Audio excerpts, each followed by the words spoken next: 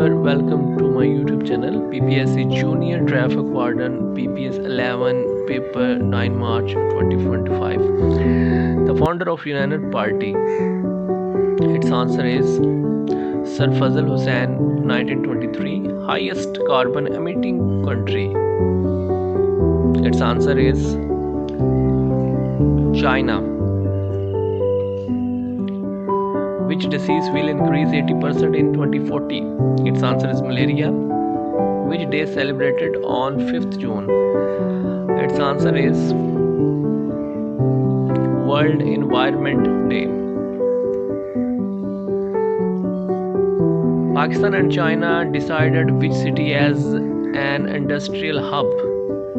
Its answer is Faisalabad. UN Special Day observed.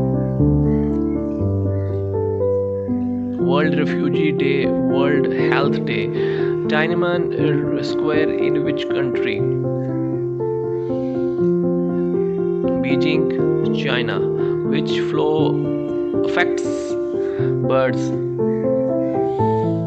Avian influenza. Who said child is the father of man?